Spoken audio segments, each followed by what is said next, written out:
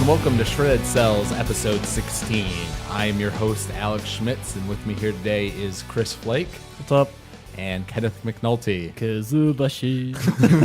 with Fez included, I might add. I wish you could all see this. Alex is... I get inspired by him, so I'm wearing this in his honor. In my honor. That's true, actually. I was the grandpa character in Meet Me in St. Louis, my sophomore year of high school, in a musical. See, I knew that. So that's theater. why. And I wore a fez that's very similar to the one that you have, except it had a little gold string on the top. See, I'm not quite the noble status that you are, so I'm still the working man. With the black string. The black slash, yeah. I'm actually part of the elite army kill unit, but we'll get to that later. They're church's executors, you know. Oh, right. Yeah. Connecting to Fate Zero. That was my segue in. There you go. So, yes. Segue. Yes, we have a bit of a smaller crew here today because we're the only ones Whoa, that actually... you jumped ahead of yourself. You got to introduce Ben V over there. Oh, hello, yeah. Ben V. Hey How's it going? guys, I really like Fate Zero. It's really neat. That's definitely not Kenny doing a stupid voice. No, it's our fourth guy, so we have an almost full crew. Right, Ben V? Yeah, man. I was just making sure he was heard. No, I think Ben V's voice wouldn't be like that. It would be more like, wowie, zowie, kapoo. You're trying to take his Actually, thunder, man? His voice would be deeper. It a is actually lot deeper. He's like, hey, man, this is Ben V. Hey guys, I'm Bevy. Let's Ben V. let's talk about Fate Zero, guys. That was Ben V, folks. Anyways, so yeah, we have a slightly smaller crew. Even though we gave everybody a full month to finish this 25 episode series, we're the only three that actually watched the entire show. It's only 25 episodes. Do we need 2 months for a 50 episode? No, that would. I'd say a week. Crunch time. The thing is, you give people more time, and then they just say, "Okay, I can." It's so far away. I can wait until. Wait to do it later, and then it's 2 weeks from the podcast, and they're like, okay, well, maybe I should start now, and then they don't get it done. What you need to do is just threaten people like, hey, if 2 days to finish this for the podcast, if you don't listen, I'll turn your body into a grail. Well, there you go. Or And it'll just be like lie to them derp. and be like, all right, we're going to see it on this week, Wait. and then just they'll watch it. Well, the nice thing about movies is that you can have everybody come together and you watch it. You can't do that for a TV show, except we did it. We Maybe did it for like pilots. We and did it stuff. for Fooly Cooley because that's only 6 episodes. So that's like 3 hours. So that's doable. But I mean, think about it. To watch the entirety of Fate Zero would be literally like a 12-hour marathon. Can you imagine how epic it would be in match Yeah. It would be awesome, but nobody's... Snacks and drinks? We're too busy to do that, to dedicate a full day just to watching anime. Guys, Why do you not? think, hold on real quick. Okay. So I'm going to link Fate Zero with another movie. Okay. Do you think the reason King Arthur, well, Arthur in the series, was so ready to get this grails because that they tried before and all their knights like died due to getting arrested and stuff? And like Monty Python, didn't they already try this once? And that's why Lancelot was always so, I mean. I think you just made an amazing connection there, Mr. McNulty. I think Monty Python wrote Fate Zero. I'm going to go with it. I'm just going to say that right I'm now. just going to go with it. That's a question I had. Is the Monty Python thing, is that like an actual person or is it like a group It's of a group. people? Okay. Monty Python, The Flying Circus was the original show in the 60s. That's what I thought. Yeah. Okay. Cool. So, yes, we are Shredded Cels. We are a podcast. We cover anime and all that good stuff. And we are part of Tech Heads, which is part of AVW Productions, a media production organization here at Ohio University. That was an amazing yawn. Oh, you sorry. just had Carry there. on. Yeah, I didn't mean to interrupt. It wasn't the sound, really. It was the face he made. He, like, jutted out his lip forward, like, ugh. At least about like Mark going the whole time. Oh, jeez. Sorry. Classic podcast memes coming back. Yeah. Or not memes. What's the Memories? word I'm looking for? No, Memories. like callbacks. Like callback jokes. Throwbacks? Yeah, throwbacks. That's Actually, right. I think I told this before. I don't know if it was on this podcast, but back when I was at OhioCon, I went to a panel. This will be like really fast. I went to a panel, and the guy in Venture Brothers, the guy who did Dean's voice, was talking about anime, and he kept going, "Yeah, I really like anime." And we're like, "What do you like?" He's like, "Anime," and we're like, "You need to stop." This is wrong. It grated our ears for a minute, but yeah. Or how about when Matt Lunn, our gosh. host of the other podcast, Animus. yeah, he calls it animu. Animus? I'm hoping not on purpose. No, he does it on purpose. Well, he does it on purpose That's just to what I meant, annoy yeah. people. Animus. Uh-oh, you lost the fez there, Kenny. Yeah, sorry, my noble phantasm fell off. It gives me the power to be dapper. And for those of the listeners who have not seen Fate Zero, they're going to be like, what the hell are you talking about? They're about to find out. Oh, I guess so. Normal So- people have those. You just haven't found yours yet. There you go. So why don't we talk about the animation we've watched since last time, which would be 2 weeks ago, since this is the Thursday podcast. Chris? Does it include Fate Zero? No, not including Fate Zero. Oh, Naruto. That's what I And a little figured. bit of Oh, sorry. I Metal was really Alchemist. thinking. I was taking out Kenny there. He's being annoying. Sorry, what were you saying? Brotherhood and Naruto. Oh, have you finished Brotherhood yet? No. I'm on 32. I thought you were farther 33. than that. 33. Because I remember you talked about it like in a previous podcast, and you said you were like, I want to say you were getting into like the Briggs stuff up north at that point. Now I am. Oh, no. Well, you still lied got to you. Still got ways to go, but Maybe I was wrong. The end. I think most people probably agree that the second half of the show is actually probably better than the first. So you're getting into some of the better stuff in that show. Of course, all of it's great because I love Brotherhood. Of course. Interesting. Kenny, what have you watched? I'm watching Forward Until Dawn, the Halo Oh, shorts. does that count? That's not Well, I guess it is. Hey, man. That's not animated. It's a show. The only other animated thing I saw in the past 2 weeks was the sword. The sword. What was the one we watched? Sword of the Stranger. Sword of the Stranger, which honestly is one of the best animated movies I've seen in a while. Yeah, I would probably rank it like if I made a top 20 list, it would probably be somewhere on there because it was really good. Yeah, like as of this year, it's probably the best animated movie I've seen. Well, it didn't come out this year. I mean, like what I've watched personally this year. Right. It was pretty snazzy. Yeah. You liked it a lot too, right, Chris? Yep. All right. Good response. Yeah, it was cool. Yeah, man. A deep response from Christopher Flake over here on my left. Don't worry, I've got a quote book full of his sayings. You said my full name. Yes. No, I don't like he has a that. middle name now. Let's see. Well, I guess your full name is Kenneth McNulty. We just call you Kenny. We all go by nicknames. It's Chris, Alex, and Kenneth. It was Kenneth, Alexander, and Christopher. So we all have shorter names. Alexander. I go by Chris because it's just easier to respond to, or waiting for somebody to go, Christopher. Okay, well, I already knew you were going to say my name when you said Chris, so what? Right. As for myself, I watched. I went on iTunes. I've done this a bit where I go on there. You watch and- yourself on iTunes? No. How would I do that? I go on iTunes and see what they have like for free TV shows. What are you trying to say? And they had it was weird. Like I went on there and downloaded them, and then afterwards it seemed like they disappeared. Like these. The iTunes? iTunes in general. Like iTunes just vanishes. It's gone. I was. Yeah, why don't you put away the phone? No, I there, was looking at a Kenny? picture real quick for something. Oh, Kenny. It was actually relevant. All right. I was I went on there and like found like you could download the first episode of Gurren Lagann and Death Note and shows like that are Fooly Cooly all for free. Like the first episode was free. Yeah. And then after I did it, like I went on there to search again and they didn't pop up, which I thought was a little weird. But some of the ones I downloaded were for Foster's Home for Imaginary Friends. Love that show. And Samurai Jack, there was an episode from that. And the first episode of Megas XLR. So I've watched. That's what's saying XLR. Megas XLRs. That's where they got the name, dude. They named XLR cables after the show. Because the show feel came like out like in 1999 or something. It was arguably my favorite animated show. Like when it came to just like Cartoon Network TV shows, that was like the best. So you were a big fan. See, I saw the whole series. I've heard of the show before, but I never watched it until that first episode. The best scene, I think, is in the first episode, is you see him in the robot, Megas, and like he has his ally next to him, and there's like 30,000 enemies in front of him. And then he's like, this isn't fair at all. So he turns to his ally and punches him out, and he's like, okay, now it's fair. And then he just runs in and kills everyone. that was pretty funny. I mean, it, for me, it was definitely more a comedic show than an action. Yeah, 'cause that's the thing. The action, if you're looking for action, there's much better action shows, animated shows out there. Like Fate Zero. Samurai Jack. Or like I was like more like Gurren Lagann, just like crazy action. The shape-shifting master of darkness. I love that show. I used to play games based Well, off at that. some point, we've talked about this in the past. I do want to do like a Shred Cells episode, like just about like 90s animation. Ooh, that'd be really cool. Wait, we get to talk about Cowboy Bebop then. We could do that. Well, we might mention it, but if we'll eventually do a full in-depth Cowboy Bebop thing because it deserves Incoming. it. Because it would definitely cover a full episode just talking about Bebop. Yeah, it kind of just hit me though. We haven't even talked about Fate Zero yet. Well, yeah, we've just been. It's a conversational podcast. That's Kenny. right. Sorry, we're shooting. Come on, shooting man. around ideas. All right, but I was gonna say right now, two things I've noticed in the series. First of all, I mean it's a very minor scale, but it hit me between Kirei and Kuritsugu. They really reminded me of Light and L, just the way they always like really think through everything before they do it. Those kind of characters.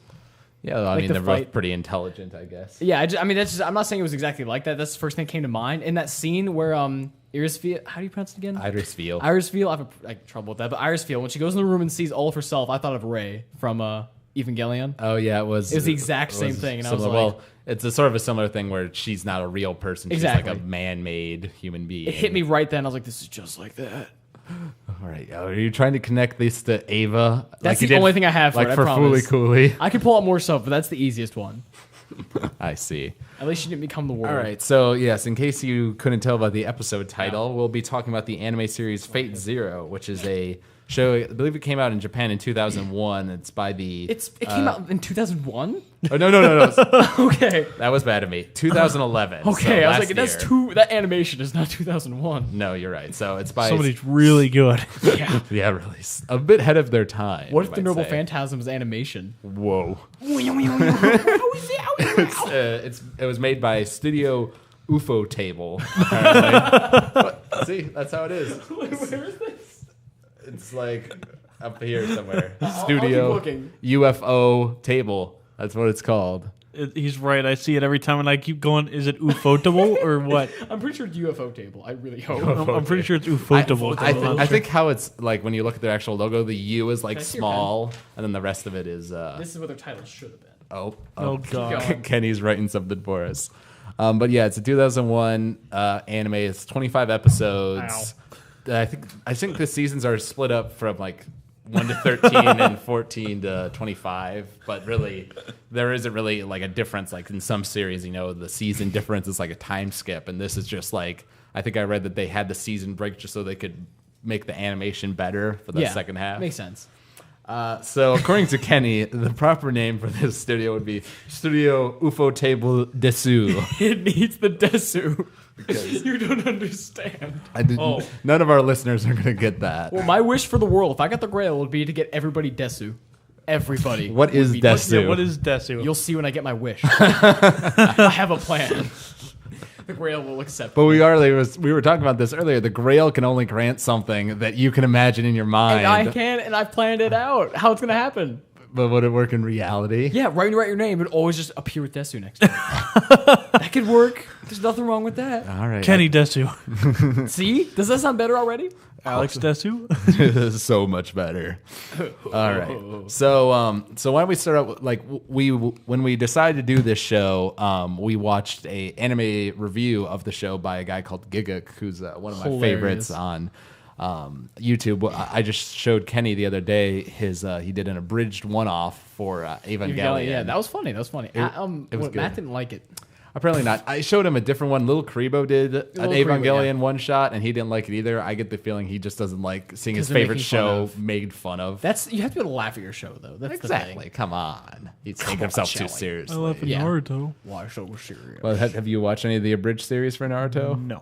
really I'll funny. show it to you. It's hilarious. Is it really? Yeah, Yes, it plays trust on me. jokes in the show and stuff. What and is more. it? What is abridged? People voice it over. Well, It's just like- basically, this is a bit of a sidetrack, but that's okay. A bridge series is where like people will take a show, typically animation, just because it's easier to use, and then they re-edit it because abridged in its just pure definition means shorter. Right. So like they'll take a 25-minute episode of Naruto and make it into a 5-minute video, and then they add in their own voices. And they write a script for it and everything, and it's just like basically usually making fun of the show. It's like a parody, and Dragon they do Ball silly Z voices. And Yu-Gi-Oh! Yu-Gi-Oh! is the one I saw, and that was so funny I couldn't handle myself. Yu-Gi-Oh! It was the original, and it's still probably my overall favorite. What happened to my voice? My voice gives me super strength. My voice is back, guys. So, Anyways, gotta love what? it. So everyone should watch them out there. That's what we should do. Screw watching, a bunch of anime in one day. We should just go and sit in someone's Watch room and watch Abridged? the entirety of like Yu-Gi-Oh! Dude. Abridged in one day. forget podcasts. Let's make an abridged series right now. Let's do it. A Fate Just Zero. like stop mid podcast and just walk out. Instead of Bye, Fate guys. Zero, we'll name it Fate Desu. Oh god. We'll start from there. But nobody will get it except for you. That's okay. It's my wish. I'll get it in due time. Oh, yes. Anyways, back on track. And so in Giguk's review, which was very positive, I think he gave it like a 9 or 9.5. You seem pretty harsh on it, too. Well, no. What? I mean, What rating? the only two things he basically knocked it for were the first episode and the last episode. And for me, Which I give him points for that. well, I agree with the last episode, and we'll get to that later. But for me, with the first episode, like it was a little strange because most of the episodes are 22 minutes, but this one was 44, so it's like a full hour-long show, which is a little weird. Like for the premiere, I guess. I was really hoping it was going to be 40 minutes the whole time That's because I what I really like thought. older shows. Or longer. Older. I like it though because it was easier to watch almost. I mean, like 20-minute segments, it actually worked really well for the anime. 40 minutes, they could have done more, but it would have been a lot more, in my opinion, they could have expanded more in fights, but I feel like it was perfectly shortened what it needed to be because it would be more filler if they had more 40 minutes. Yeah, I agree with that. And So they had it cut I down. honestly didn't think the first episode has a lot of exposition in it, but that's because they needed it. It's a ensemble cast kind of show, so they need to set up a lot of characters. So I thought the first episode was fine. What did you think, Chris? I didn't really mind it because I knew it was going to be a lot of characters. I mean, you have to introduce all 7 of the mages, and then you have to introduce. Well, I guess you don't have to introduce the heroic spirits yet. That came in later. Right. Well, at the very end of the episode is when they summon them for the first time. So you really just got the masters and sort of the rules of this world in general. Which I guess isn't too far from ours. Right. Well, I mean, it's set in our world, It's just the basically same. with people who can use magic. Although Right. it did seem a little strange, like, I guess the magic stuff is kind of like hidden from the rest of society. Like the majority of people don't even know about it. But It's like Harry Potter style. The thing is, what gets me though is the military and the police for all of those things should have intervened, but never did. Well, no, when this is skipping ahead a bit, but when Castor's monster goes amok, That's because it was in the middle of the city. But I'm talking about the explosion and stuff at in the whole crate yard and everything when they were fighting. I feel like a response team should have been there within minutes. An explosion inside the industrial district is not How something that's quick overlooked. do you think that response teams are?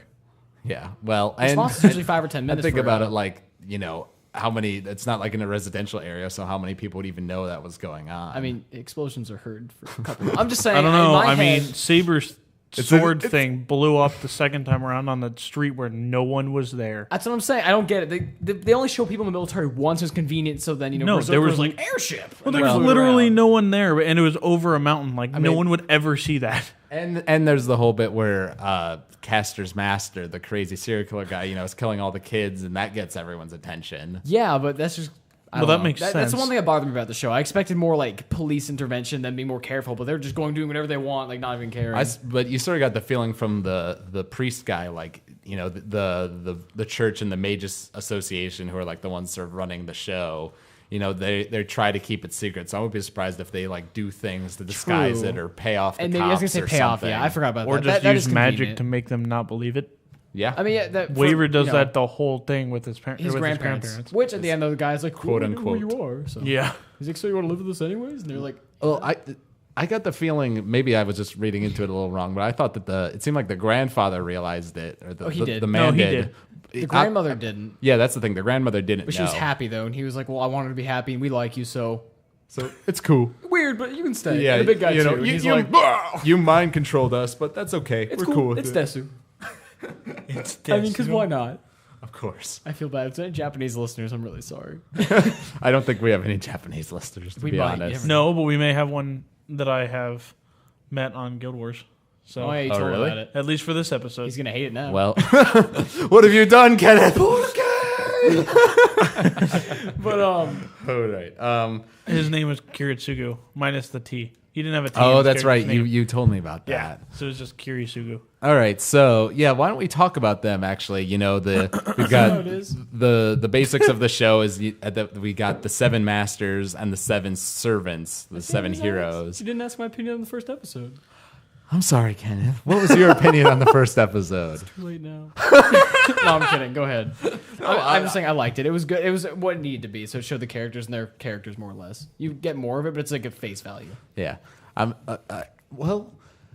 Okay, so why don't we just do this? We'll just go through each pair of people, and just give our quick little thoughts on them. So how about let's say Tokiomi and Archer first. What'd you guys think of those two as a pair as characters? You go ahead first, Chris. I don't like Tokiomi at all. You're really not supposed to. I didn't like Archer at first, and then I got used to him, and then I was like, he's not that bad. He's kind of normal. I mean, I didn't hate Archer, but he was kind of a He was jerk. a higher He level. played the of part dick. perfectly, though.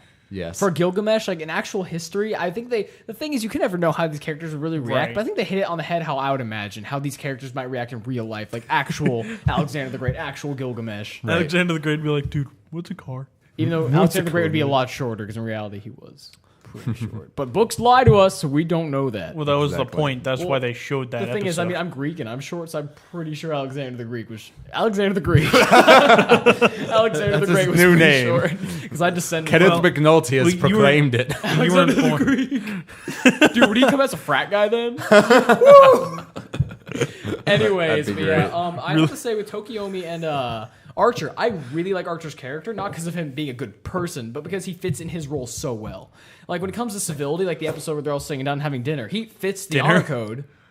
What'd I say? Well, Was it dinner or was it wine? I mean, it really was just they were drinking wine, I think, or beer. I actually or don't know what I something. said. Well, they're meeting. You said dinner. So Oh, well, they're at wine when they're meeting. Like, he's very civil. He's like, he's acting like a king would, but he's very proud. That's one thing that bothered me at first because you can't beat me. I'm Gilgamesh. Wah, wah. And I was like, well, he's Gilgamesh. Well, he's the hero of kings. that's the whole thing. Like he's like the first hero, and you get the feeling that he was He's like the most he powerful. at the time of when he was alive, he literally had anything that he desired he could have. Yeah, I mean, the thing is, I've actually looked him up. He was in mythology. In reality, he's half god or 1/3 god. He's like a demigod. So he actually had the power in legend of to do what he did and Right. make the world his garden. The thing is, I liked him because he fit it perfectly. He was devious. He was like, very like he made his master almost bow, like Tokiomi, like more or less is bowing to him and asking him favor, even though he had command spells. Because I mean, Gilgamesh is a very intimidating character, and I liked Tokiomi. I didn't like because he is kind of the worst type of person, but at the same time, the filler episode with his daughter, like seeing his interaction with his daughter, he really does, at least her specifically, maybe not his other daughter, but he really cares about her. So I mean, he is a good father to her, and he's a good guy where it counts in some respects, but when it comes to the grand scheme of things, he's not the best character. So Well, I mean, when you're fighting, ultimately against 12 other people. Yeah, then I mean, you you kind of have have to to be be ruthless. as much of a jerk as you can. so and that means just you kind don't of think he's do as it. big a jerk then? The only reason I thought he was a jerk was because of between him and what's his name? yeah, the bug guy. Yeah. It's Nobody remembers Kari. his name, yeah. Yeah, Well, I Kari. mean, or him and his something. daughter too, Sakura. I mean, when I heard that, I don't care what his Well, excuse was. that he was gave up my his other daughter. problem was that So- he just got rid of Sakura basically. I mean, like, I you understood can the only have rule, one. but I It's the understood the Highlander rule. rule, but for But Yeah. children. It was sort of an interesting concept, that how the magic system in this world works is that as the generations go on, the magic becomes stronger within the family. So like Which is cool. Usually it's reverse. Like usually it's really strong in the beginning and like dies out as Dissipates. time goes on. yeah. So I Right. mean I like that, but when he was talking with him, their confrontation when he's like I had to give her and my daughter blah blah blah, magic rule of one, and I was like oh man this is dumb. Yeah, I mean that's what's interesting about Tokyo. He was obviously sort of a jerk, and he was like planning for the war to advance. Like using Oh, he Kirei was. as his servant. They were Yeah. partners in secret, and like we said, he was a jerk to both of his. Certainly to Sakura more so than the other girl. I don't He think there's wasn't- ever a jerk to Reen. Yeah, he really like that was Yeah, his- he obviously showed he his chosen definitely cared. child. He Yeah. helped Yeah. her learn. But Yeah, he so- did tell her that he's going to fight. Like her whole goal in life is to fight for the Grail. Like Yeah, you're going to do this. Yeah, well, and he pretty much told her no questions asked that you're going to learn magic and you're going to be good at it or Yeah. else. And she enjoyed it, but at first it was kind of like, wow, all right. It's like when your dad forces you to, like do something and you don't want to. Like, oh, It's like kill a dragon. it's sort of like a crazy soccer mom who's Yeah, like, you're going to be the best at soccer. Mom, I'm a ghost. I don't care. What? Casper's mom. Come on, you guys didn't see that? Casper's soccer game. All right, I will make it tomorrow. But yeah. But yeah, and then I mean, like we said, he was a jerk, especially with the Sakura and his confrontation with Karya makes you really sort of hate him. But then when he does get killed by Kirei, midway through this show, I you do feel expected bad. it, yeah. Well, I expected it because it had been foreshadowed quite heavily, but Oh, at the yeah, same when they're in the room, time, he got him a knife for a present. He's like,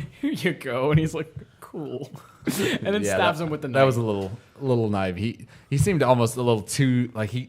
too sincere. You think he might have suspected Kirei at least a little bit. I thought he for would. how Yeah, I thought smart he was prepared was. for it. It wouldn't be that easy. But afterwards, when we saw him coming up in slow motion, I'm like, oh, he's dead. There's nothing he's gonna do about it. Yeah. He seemed legitimately surprised because I almost feel like he wouldn't accept it because he wanted to win so badly. It's not like one of those moments where he knew all along. Right. So I think he was legitimately surprised by it, which really surprised me. Well, I mean, that's a nice transition into Kirei as a character, just because the whole idea behind his backstory is that he was a guy who had no idea what he wanted in life. Yeah. And he wouldn't be the person to lead something, just listen. Right. And he was just sort of a guy who did what he was told to do in life and didn't really know what his purpose was. And that's his first act of free will. Until Archer sort of starts these conversations with him and sort of not really manipulates, but does dark sides him. Yeah, convinces him, to take over basically. Dude, it's just like Anakin talking to the Chancellor or the the Emperor. Palpatine. That's exactly the same thing. He talks to him up there, he convinces him, seduces him to the dark side. Pretty much. It's like Star Wars now. Wow, he's owie. Actually, wow, okay, I like that a lot. But yeah, you're right. Yeah, I'm right. Yeah. And we've talked quite a bit about how Kirei was like ridiculously powerful. Yeah, he's like the most powerful. He has healing abilities. He broke a tree in half. I mean, magic blades. I know he's an executor. He's like the best of the best, but he is better than the best of the best. Well, there's got to be a reason that the church was chosen as the mediators. It's because it's the church. And Well, it's been, like, there's also got to be history. the other reason, because the church is probably more powerful than anything else. That's why they're doing the mediators, Well, it so no one can depends. overtake the judge. I mean, a mage could be just as powerful. Like you saw on this, Kiritsugu's backstory, the mages and the church were taking care of all the vampires. They're both very powerful. So I mean, Honestly, mage I could saw easily more done it. church than I did the mage. But still, the mage burnt the entire village. Like Well, I that's mean, because they're just mean. the thing is, I think They just lit it on fire and walked away. because I see them as equally powerful. Yeah. It's just I'd agree. And you could obviously see that the church was, I think they're supposed to be, quote unquote impartial, but that's obviously wrong because the priest guy is helping out Kirei and Tokiomi, from the very because beginning. it's Kira's dad. Yes, as it turns out. Yeah, I didn't actually realize that for a while because I thought he was just calling him father because he's a priest. exactly. Because that's what later on, what's his name? The bug dude says to him, like, father. And I was like, that's not your dad.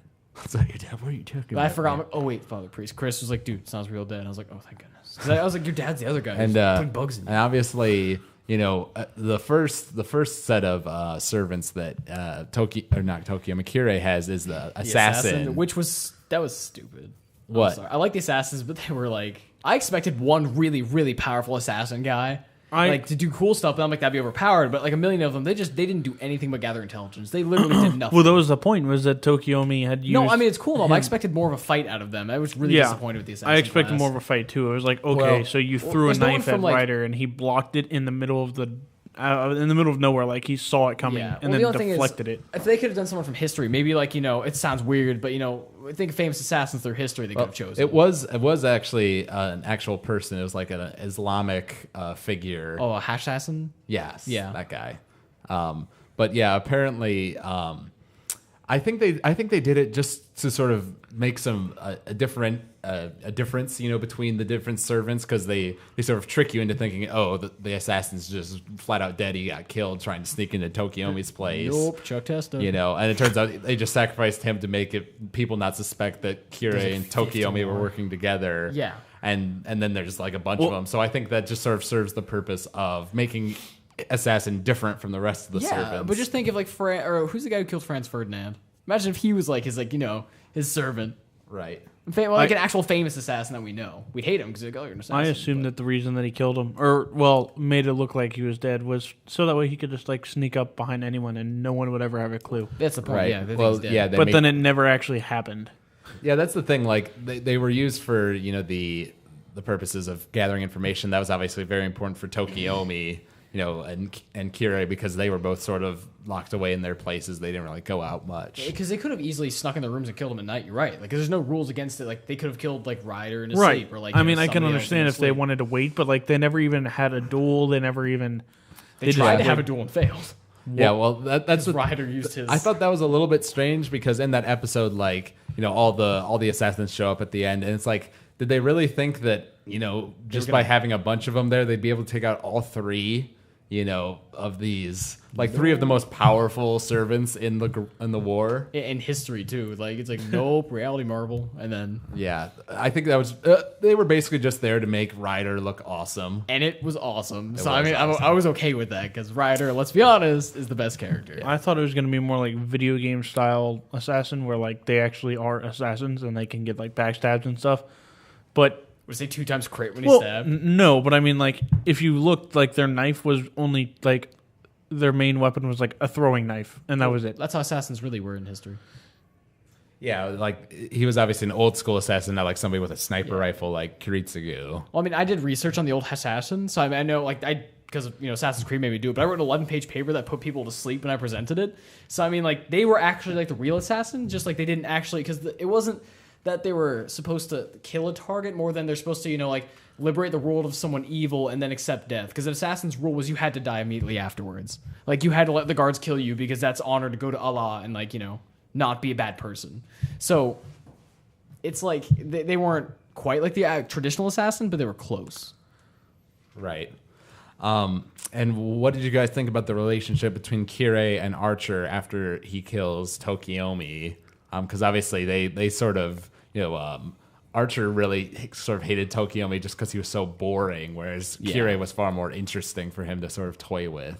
See, I like that because they accent each other a lot better than Tokiomi and Archer did, because they both have like the whole thing. They just want to, like, they see themselves as the best, and they want to just have fun and just wreak havoc on things, and like everybody else is lesser to them. And Archer, of course, is like entertain, like, this is awesome. And then Kirei is the whole thing, like, I don't even care about the Grail. We're just doing this to do it. So they like fit each other well. I thought a lot better than Tokiomi. I would agree with that. Let's move on to Caster and his master. I don't remember his name. Ryunosuke. Oh yeah, Nice. Ryunosuke or whatever. Ryunosuke. Yeah, see, I know you said you liked Caster's voice actor. I sort of found him to be a bit annoying. I liked it. I know it was don't get me wrong. See, I liked it because he was so annoying. He fit the character, I thought, very well, because he had He was eerie too. yeah, but that was eerie, the point. creepy, insane voice. He had it down and didn't falter once. Like, he had that voice perfect. Best word coming from him was cool. Yeah, he was like, "This is the coolest thing you've ever seen." Well, right, because it was English. He said it in English instead of Japanese. I like it when they do stuff like that. I will say I thought it was kind of cool how they introduced him, because at first you see Caster show up and he lets the kid go. Oh, that was and you dark. thought like, oh well, what's going on here? And then he gets the kid. It's like, oh no, oh dear. The thing, I didn't realize how dark the show was going to get, because him and the murderer get a lot of children, and it's pretty brutal. Yeah. Based on what his name was, I was actually kind of sad, because I was like, okay, well, we've already got mages, but as a caster, I felt like he would just be like really, really super powerful. I When thought it it was came going to to be Merlin, magic. honestly. I thought it was going to be like he would just sit there and throw fireballs constantly and like have a bunch Well, of it makes magic sense spells. that- But instead, he just like commands demons, and I'm like, oh yeah. He's well, a I didn't summoning. expect that one. I just think it was. He's I more of a didn't expect- warlock. 'cause I've heard of. I think I may have heard him in passing, because Joan of Arc's story, obviously, he was somebody who's integral in that part. But I never actually heard of him before. I can't say his name. So it was Gilles de Ray or something Yeah. like that. It's Guy Lestore, and he's an interesting character to pick for Caster. I never would have expected that. Well, I mean, I didn't really.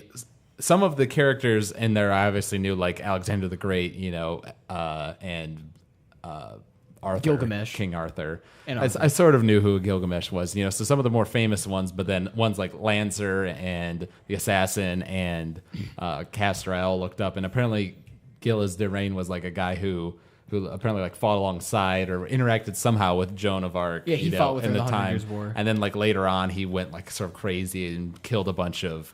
It was children. kids. Yeah, he actually went on a massacre, and like, it was pretty similar to. I mean, the storylines they say in the actual thing were pretty much what happened to them in real life. Yeah, I actually quite like the first ending theme in the show, because it showed like all of the servants, or not all of them, but most of them, like in their time period. Yeah, yeah. Like you saw the assassin guy in a desert with like taking off his mask or something. You Oh, know, I did not see that. Oh, You yeah. never I watched- didn't. Well, I normally don't watch the credits. Oh, dude, Well, it's good. You have to watch it once. yeah, that's what I do. I watched the full episode at least once, And then I skip them. That's what I do for like the new intro. Halfway through they cut to the new one. I watched it, and I really liked the second intro. I normally watch intros. I don't watch the ending though. because I can't. The song stays the same for both, right? They just no, changed. no, No, it's it a second. changes. Okay, It's a so new I like song. the first one the best song wise, but animation behind like what's happening during the opening, I like the second one better. Yeah, I'd agree with that.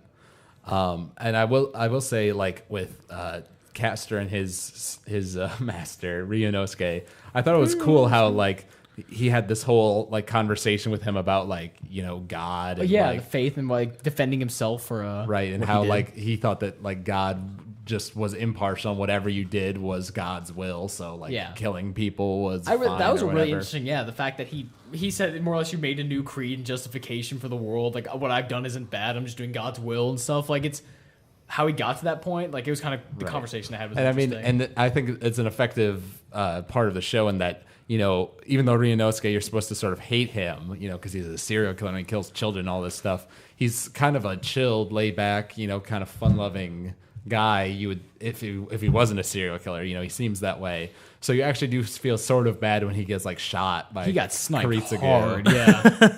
Chest and I mean the thing is he was a serial killer, so I never liked anything about him. But at the same time, yeah, you're right. His like that Somewhat sympathetic. He's a good character. Yeah, he's a good guy. Just he's actually mentally insane because he's like a good guy, but He's he a just good character, murders bad children, person. Yeah.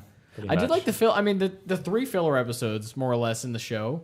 Because I mean, there's only one really big filler one, the one with his daughter. I actually like that episode because you know she frees all the kids from him. But I thought that was really cool to see kind of her. I was kind of confused by that at first because like, wow, we're following the little girl. Like, is this really important? But then it sort of connects back to it with the thing with Castor, and then when what's his name, bug dude. Karia saves her at the end. Yeah, which is cool. But then Yeah. of course, they get sad. that doesn't. I did end not well. expect that at all. Yeah, well, He got so set up. well, why don't we transition into that with the relationship between Karia and Berserker? I liked it because they're both kind of. Is there a relationship there? A relationship of hate. I mean, seems. they're That's both about the it. same character, but you know, different. One's sides. stronger than the other. Yeah, but they're full of rage, and both they extend each other very well. Well, I thought that was one of the most effective parts of the first episode for me was Karia's whole story and like how he's trying to save Sakura from this fate, basically as the bug queen or whatever. Because it's like it focused a lot on him in the first episode, which was cool. Right, because really, I mean, after that, he sort of pops in and out of the show like afterwards, but he's 3 times. He's never really a main player in the show, and I was a little bit disappointed with him because, like I was saying when you were watching the episode, when he's fighting Tokiomi, he just He gets shoots the bugs at destroyed. him, and he just blocks them like it's Yeah, I thought he nothing, was and more powerful. and he's like bleeding, and even after whatever his name is, the old grandpa guy, he puts like Zenzo or something like yeah, that? he puts a Zentai. a new like bug slug thing Yeah, into the him one that's supposed from, to make him Sakura. right. It's supposed to make him more powerful, but he didn't really do much else. After that, he just sort of controlled Berserker a little. Yeah, it's the thing is they fit each other well, but he's not a powerful mage. He walked away from the mages thing, so Right. we don't know how powerful he used to be, but he definitely didn't get his old skills back 100%. I was thinking Seems that that way. he was gonna be strong, and everyone was just like being mean to him, basically. And then he was gonna like show him up later, and then that did Nope. not happen. I thought that was gonna happen until he went like Yeah. complete like bat nuts on the When wife. when Yeah. I saw he was gonna fight Tokiomi, I was like, yeah, it's gonna go I down. thought And that then I was watched gonna- it, and I was like, this is I didn't think stupid. they die. I just thought he'd scared Tokiomi by showing him up, but nope, fireball, and then he fell off, and I was like, dang. Well, and Tokiomi then is- I thought it was interesting how he starts working with Kirei, and Kirei like gives him back the command seals, for doing his bidding and all that. And then I think his name was Zokin, the old guy, Yeah, it was shows Zokin, up and that's it. talks to Kirei. yeah, Is it Zogan? and he's all like, I I'm a think creepy so. old man with black eyes. And he was talking about like how he enjoyed like torturing Karia and all this stuff, and Yeah. and I thought that might be a more important plot point, but then Zokin never really shows up again. He shows up twice in the whole series, 3 times. like 3 times really. So I would have thought he'd be more integral part. 'cause But he's like but a I will say villain. when you knew that something weird was going to happen like that Kirei said, oh yeah, you go to that place and there'll be somebody to meet you there, at the church or whatever Oh, it was yeah. he told him. Tosaka. Because I knew, obviously, we know Tokiomi's Oh, dead right. at that point. That's right. He said Tokiomi was going to be there, and then you knew he was setting him up, and That he was shows the up and ultimate Tokiomi setup. is there. But then when the wife Aoi or whatever steps in, You just knew it wasn't gonna end it was well. like, oh, Kirei, Kirei, no, that's why you're a monster. He's devious. He reminds me once again of Light because he's like brilliant and just makes everything awful for everybody else. Like he's just brilliant and ruining everybody else's time. I wouldn't really compare him to Light, really, because Light is this character who's, basically that's all he's got is his brains and his smooth voice. I mean, Kirei is also the you most know. powerful warrior, like human, Yeah, just exactly. single. Kirei is pretty I'm pretty talking intelligent, simple cognitive, like yeah. but it's more his brute force. I mean, if we're gonna be that's- honest, he would ridiculous. beat Light in a fight any day. I don't care if he's thinking you're fighting. Well, it depends. Like if Light was able to get his name and face before he showed Oh, up, then he yeah. would take him out easily. $20 says Kirei would find a way around it. Yeah. Like he read his name in the notebook, and like Kirei's face would come out of the notebook and be like, "Nope, Nope. Kirei." And then like, destroy the Death Note. But yeah, so that's why I liked Kirei actually going into that because he fits the character of an ultimate destructor. But yeah, he's still a villain.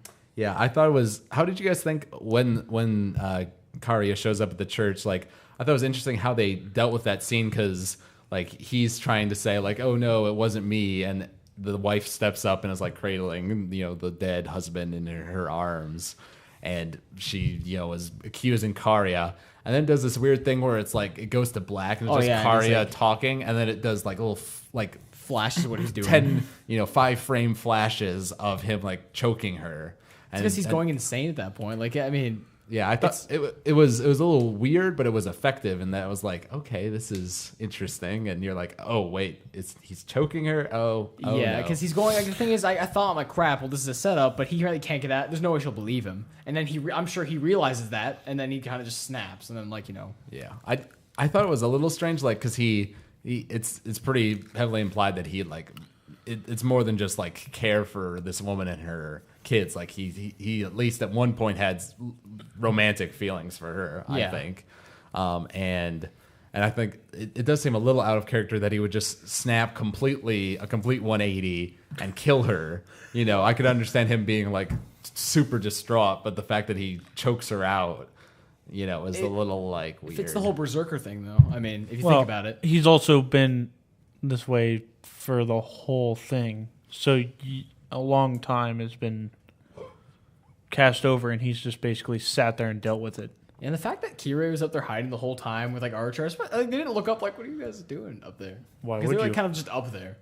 Right. I mean, they seem pretty obvious. He was on the banister just looking down, so I was like, oh.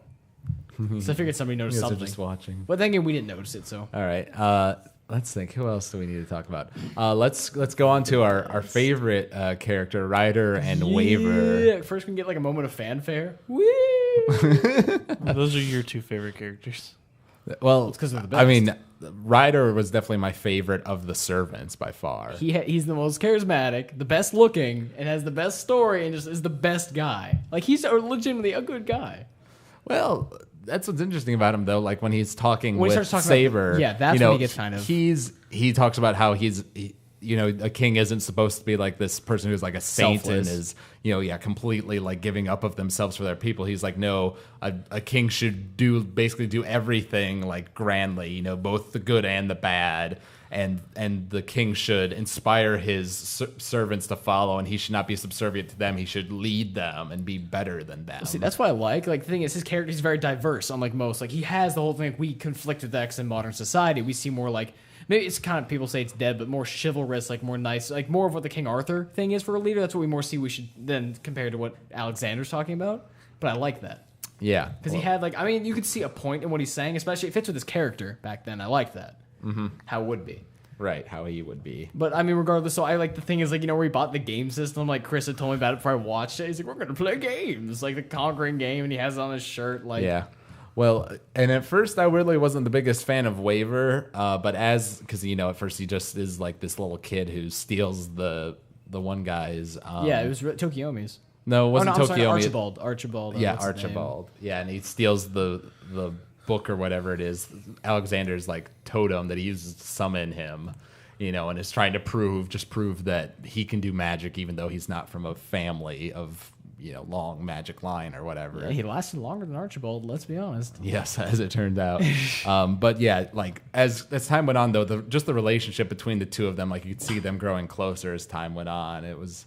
No, that's why I think they had the most dynamic when it came to two characters. Like when it came to actually growing close, they had the most. That's why I liked him the best, because at the end, he became like his I forgot what it's called. Retainer? His Retainer, yeah. And he's like, you're my friend. And he gave up being his master, and he's like, you go do this now. The part that I thought was pretty cool was like when it was at the warehouse places when Lancer and Saber were fighting, and then Ryder shows up and tramples Berserker with his chariot, which was pretty cool. Yeah. And then Archibald like notices Waver and is talking to him, like taunting him. And then Ryder is like, "Oh, so you're the one who was supposed to be my master? Well, I would never have accepted you, hiding up there in the shadows. My master needs to ride with me into battle."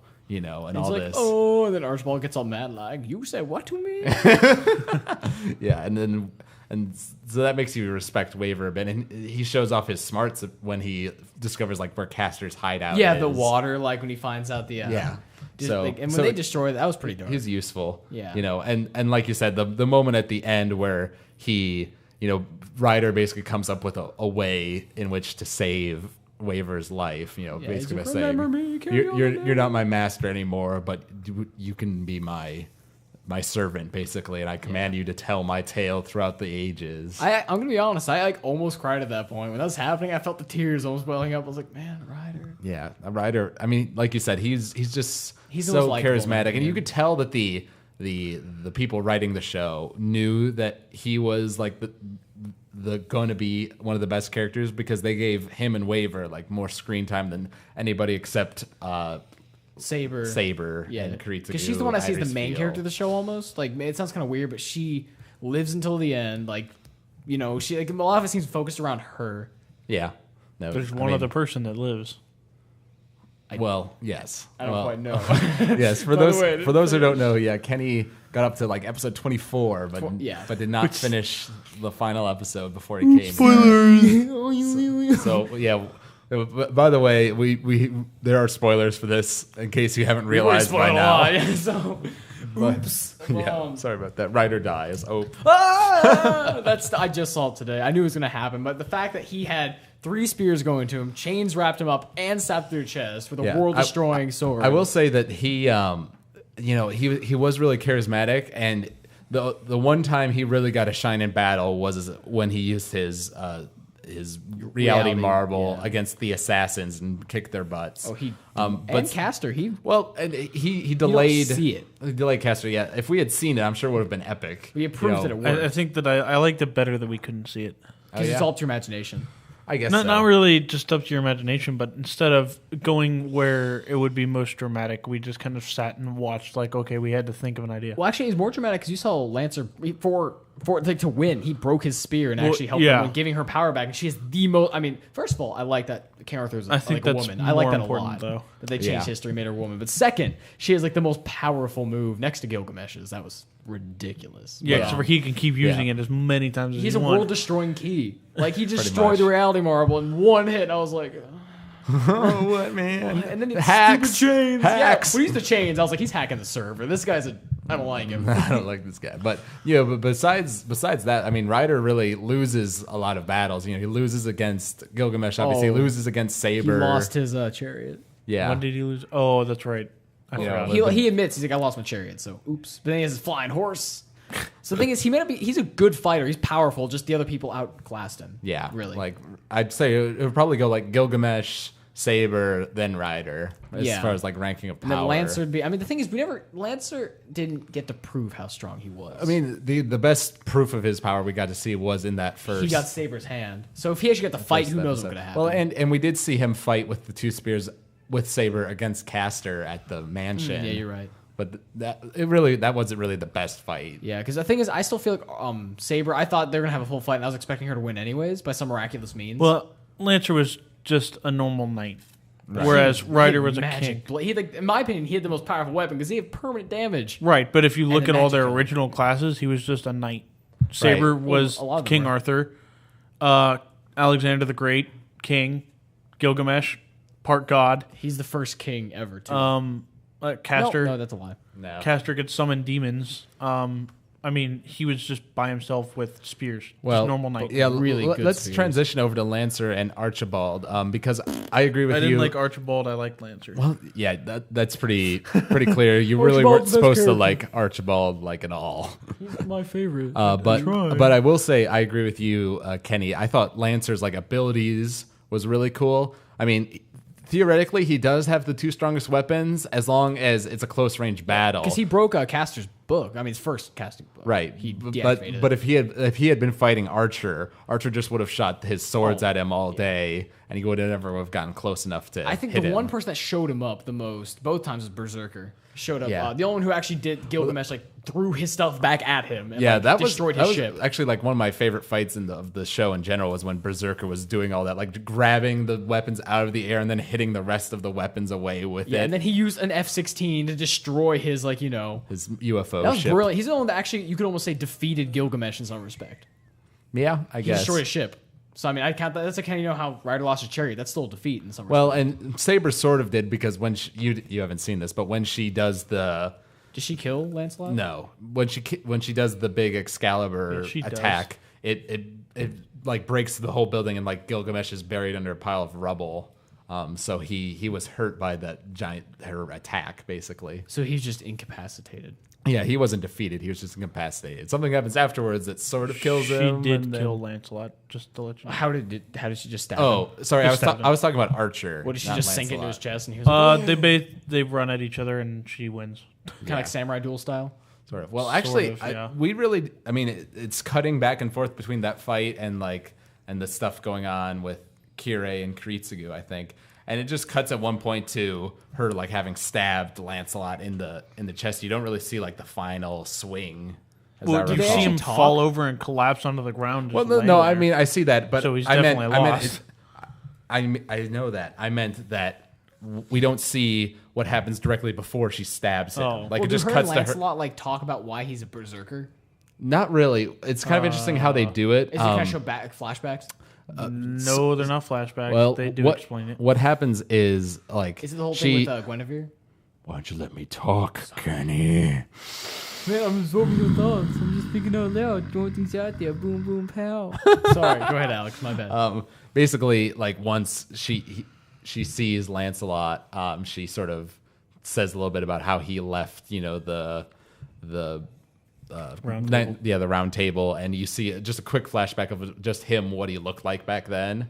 Apparently, according to the Wikipedia page for it, she had mentioned the fact that there was like after that episode where they discuss like what it is to be a king. She apparently mentioned that there was a knight that left the round table. Yeah. She did. I missed the reference there.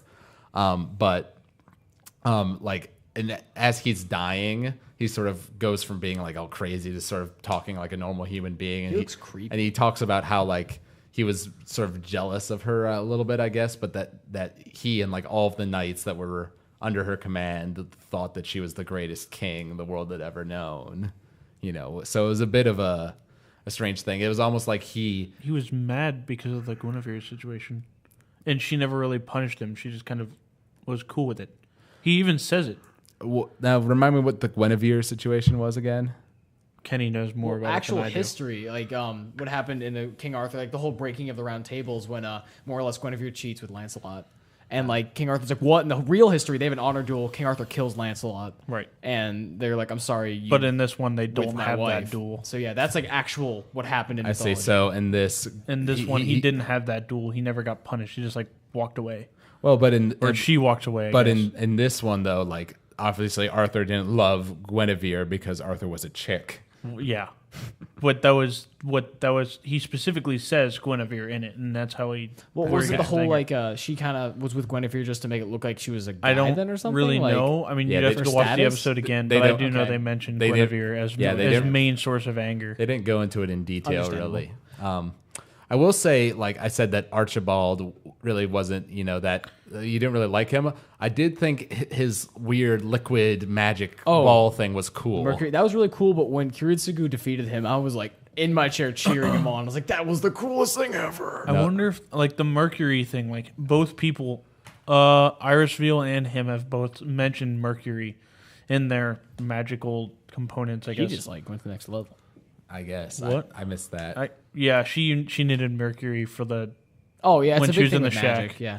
and then to make the magic circle thing in the stone area, and then he used Mercury as the ball, which turned into like his armor basically. Yeah, Right. and like his tracker thingy. No, I thought that was it was a cool ability, like because you see it the first time after in the episode previous when Kiritsugu goes and blows up the building, which Oh, was yeah. awesome for starters. And then like the firemen are there or whatever, and they see this ball and they're like, "What is that?" I was wondering what that was. Now, wow, I get it. The now. one guy knew for whatever reason he knew something. He's just like, we need to get this out of here. Right. Well, see, I thought it was really cool though. How when you find out how Kiritsugu has the time manipulation powers, like when the thing comes down, he slows his heartbeat so it doesn't detect him, and he can go double fast. I still didn't He can go quite. triple fast. They never really fully. You didn't know that? I think I did. He did it against the last fight with Yeah, with Kirei. Oh, Kirei, yeah, he he does does. it. He just But- triple excel, and I think he gets like beneath him and like stabs him or something. Yeah, something like that. But they never really explained how he got that power, because the way I inferred it was That's that just so you can infer. that it was from his dad's research. Yeah, that's who was- exactly what right, it was. Who was 'cause looking into time stuff. It So has to be. So I figured that might have been. But his the dad cause. destroyed the research notes, so the thing is he'd have to find out from scratch. Yeah, or so, go to an old family member. yeah, or His dad did it by himself. Nobody else would have known. That's why he's on the island. He secluded himself with his research. yeah, or maybe he had like some sort of operation from like some magic surgeon or something. I mean, that's never really explained, but and I still didn't fully understand the explanation for the magic bullets. Like the one chick What? said his that rib? she I made. understood him Well, okay, so explain it to me then. from the beginning. I mean, From the beginning. I'm just talking about like the bullets. Like why are they? It's because he so puts him, he powerful? manifests himself inside their magic, which shorts it out. Literally shooting himself into somebody else. And it's using his own mana to disperse into them, and it's using his actual matter. Like, you know how His using ribs. because using like actual flesh and stuff in magic is the most powerful thing you can use. So using his actual like flesh and bone literally just destroys their mana. I see. It's like the It's not equivalent- even their mana; it's their magic circuits, which And their keep bodies. It like they still have mana. It's just like They if can't if do there it. was two things, you needed mana and like something to Conduct funnel the mana into your magic. He destroys that thing that allows it to be funneled. So it's like, Yeah. yay, mana! I Now see. what? See, I knew that they were like somehow made from part of him, but I didn't quite understand why that made them so. The key to it though is that powerful. you're not. If they're not doing magic at the time, it won't do anything. Yeah, the more powerful the spell. That's why he was explaining. You know, his most powerful spells. Yeah. his The more defense, magic that's why circuits, it was the so more it hurts. devastating. I understood that part of it, and I did really like that fight. You know, where he, especially the first time he does it, and he shoots him in the shoulder. Like, ooh, that's gotta hurt. But then the second time he like shoots him in the face, and then like his magic circuits go crazy. And he's just bleeding all over the place, and you're like, oh, he's dead. oh yeah. What I didn't get with that though was like, he shoots one bullet and it hits him in the shoulder. Right. And then he goes around the corner because he's obviously like fine to just keep going. And he goes around the corner and he fights him again, but he shoots another time. And I wonder if the bullet has to hit the spell and the person, or if he just needs to Oh, hit. because he- the first time he did it, you know, the guy had the mercury ball in front of him, you know, to block Right. his attack. So it went through the magic and into him. Right. I get the feeling that maybe he wasn't putting his, because I think he even said that he didn't put his all into it. He's like, next time I'll be better. And so I think he was, you know, he like had the thing wrap around the bullet like it was catching it or something. So Oh, I think right. he was trying to like use more of his magic to try to stop it, and that actually made the bullet stronger. Okay. Yeah. The damage worse. I thought it was. Oh, were you gonna say? I was just gonna say, do you guys? Was it just me that was thinking this? Like, you know how Archer has her ultimate ability, like her Archer's a dude. You, Did I say you mean Archer? yeah? You I meant meant Saber. I'm sorry. You know, Saber had her. Sarber. I'm having a rough day, man. You know Sarber, but I mean Saber when she had her ultimate ability. Was anybody else expecting when she yelled Excalibur for it to transform and go like Excalibur? No, Start like dancing? Is that just I me? wasn't. Excalibur. If it did, I would have stopped When she stopped the watching. fight, it goes, "You're breaking rule number 36. We haven't had brunch yet." I would have turned it off right then. I was and there. It's been expecting like, it. nope, This done. is That a would've shout out been to great. Chris Flake and Chris Flake only. Nope, Chuck Testa. Although, but in Soul Eater, it sort of implied that like back when Excalibur was with Arthur, he was more manageable, And not not quite Excalibur. Such a Singing songs about ridiculous. himself. And not quite Excalibur. So what if when she got Excalibur, she's like, I don't want that. When she came in, like, keep that away from me. And he's like, You but like- master. you like chopped his head off. He has no hilt. Nobody's gonna understand this if they haven't seen Soul Eater. You should really listen to that because Alex and I had a beautiful singing role in that episode. We need more. We need to stop. Okay. All right. Anyways, one thing See, another thing in the series. one thing I wanted to say about Archibald was, you know, once again, you know, not the most sympathetic character, but I did sort of feel bad for him when he, you know, he realizes he's lost his magic circuits, and then his wife like breaks his fingers His to try wife's to. a jerk. I I know. was not happy with that. I was like, you. Yeah, are when not she cool. had an unfortunate fate, I wasn't too broken up. I was like, okay, you're gonna like. I was like, oh, you're gonna take care of him. This is gonna be fine. Like he's out of the game. Dude, Lancer can still keep going. This is an anime. Yeah, well, I didn't expect people to be jerks, but okay. Welcome Yeah. to Well, Fate Zero. I thought it was interesting. Like, I thought that was an interesting development. Like, okay, where's this Ow. going to take the show from here? She did nothing. And exactly, and then like a couple episodes later, you know, she really doesn't do anything, and then Her they arm's both on a fence. and they all get killed. that was her so her arms on a disappointing. fence. No, I saw that. Like, how's it connected to? It's not. I was like, oh, Yeah. That was really disappointing. I was really excited for Lancers. They're built up the whole show. Lancers and Sabers duel is gonna be epic, and that's when I started losing respect for Kuritsugu because that was I lost all stupid. respect for But him. you say that, but yet the battle that they had before he forced Lancer to commit suicide was awesome. You know, like What? well, think about it. Saber and Lancer were fighting. Oh, the Archibald one.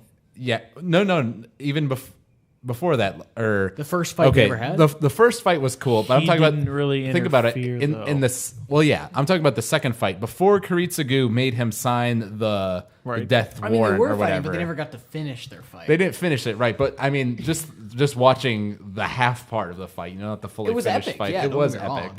It was See, cool. Yeah, Saber wasn't at full strength. Or I keep doing this. Sorry, Lancer wasn't at full strength. He didn't have Neither his was other Saber. one. And No, well, Saber was, but she purposely restricted herself because she wanted to like maintain her honor. Well, that I mean, was really cool. none of them were at full strength after dealing with that huge thing. That was why she Right. wanted to go and attack him then. Well, because- and she said both that, so she was weaker in her mana or whatever, Right. and then she didn't use her left hand. Remember, she only yeah, used one. yeah. She hand. just I used like it to that, though. hold the blade. But I actually, if you watch it again, it kind of makes more sense because he's got a stronger weapon when it comes to straight force. He's got a two-handed weapon basically, but he's been using it, and he knows how to use it with full strength. Whereas she could also use it to keep her sword steady and go up it to get closer.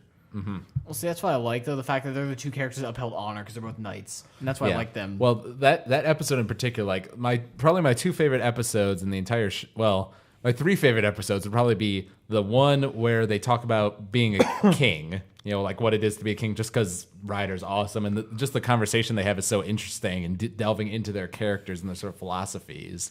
And then that episode after they beat Castor, where Lancer and Saber fight and they're being all chivalrous and, you know, honorable, and there's something very cool about that. And then Kuritsugu comes and is like, "Nope, I'm gonna do. I have the Kuritsugu. most underhanded tactics imaginable." That was awful. Like he had him sign the contract. Like when it was one thing when after you saw Lancer stab himself, you're like, "Oh my gosh!" His this eyes was turned somewhere. red. That was And creepy. then when Kuritsugu was like, "Yes, so I cannot kill you. That is true." And then boom. yeah, like and then Maya just snipes him with an assault rifle. I didn't quite understand it, but it seemed to be implied. Like I think after Archibald dies, the chick falls down She's too. dead. And Maya killed her. Well, yeah, it seemed like she had been dead the whole time. It was all a ruse. I Right. mean, don't get me wrong. Like outside of this, that was brilliant. That was the best No, thing she you was. could have done. But it I'm was pretty sure she was still alive. You think so? Well, Lancer said she was.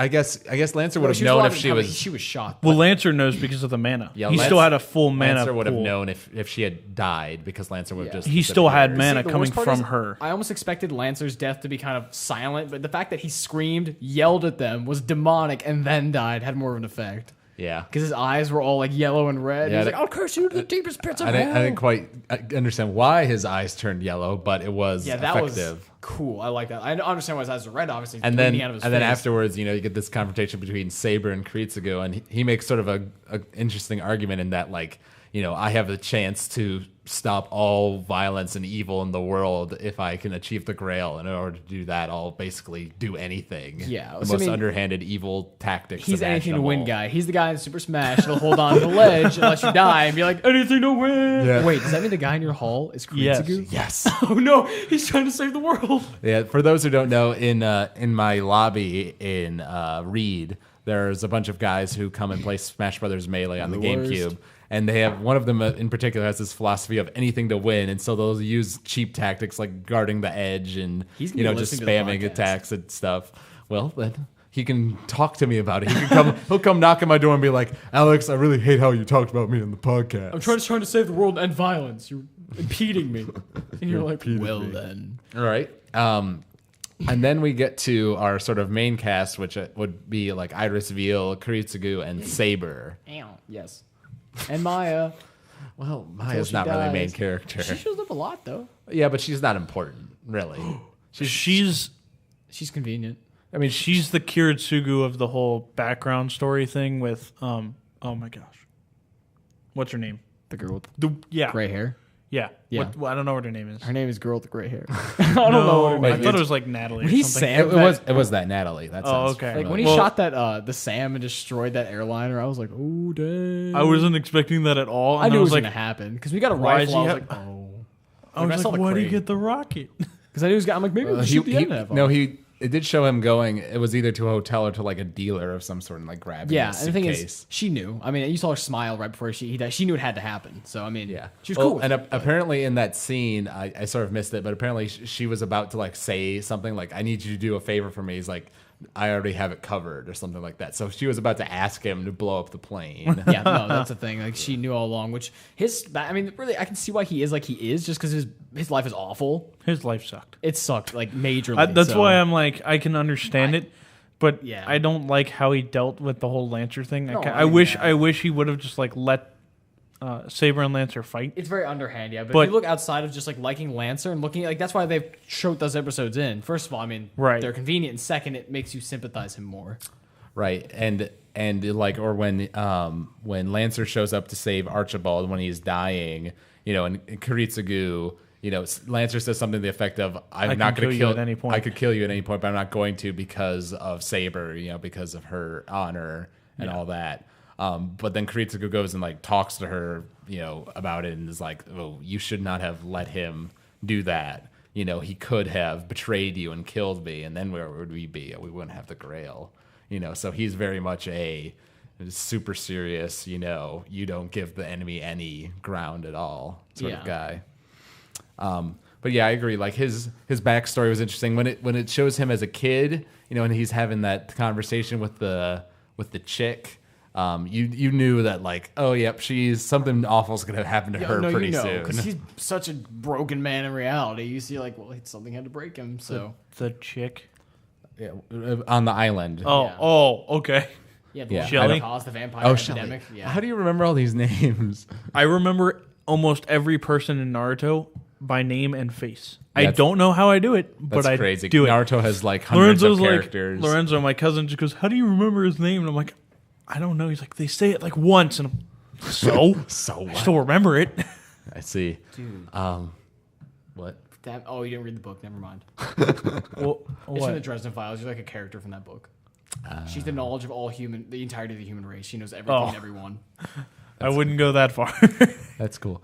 What did you guys think of like the relationship between Kiritsugu and Iris Veal? Because even in the very first episode, we see them at the snowy mansion and things. They had a baby. Well, yeah, they had this kid, but then like she even says in that first episode, like, you're going to kill me, or what you're going to make me do is going to kill me one day, like in 8 years or whatever. And he's like, "Yes, I know." And so it's like from the very beginning, that their relationship is sort of doomed.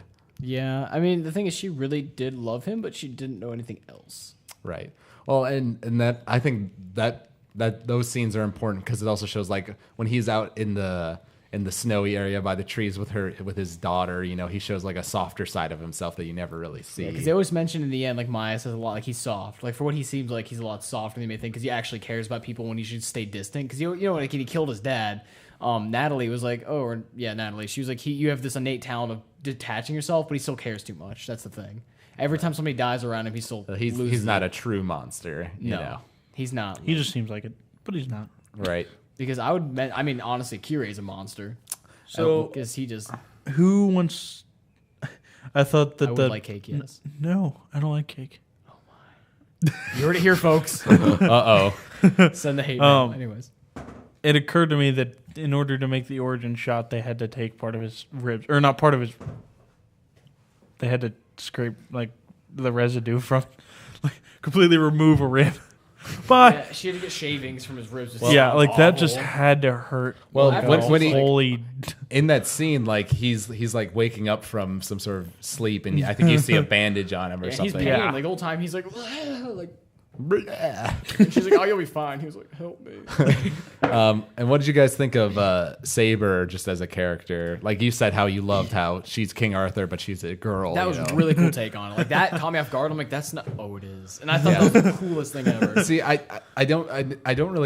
never knew much about Fate Stay Night, the show that was made before this that takes place chronologically after Fate Zero. I didn't know much about which it, is but I'd supposedly seen drastically worse. supposedly. But I'd seen like advertisements or certain clips online, and I knew that there was this chick in armor who had Excalibur who was King Arthur. So I knew that in advance. Yeah, because it caught me off guard. And Do they at least look the same? Oh yeah, they look the same. Okay.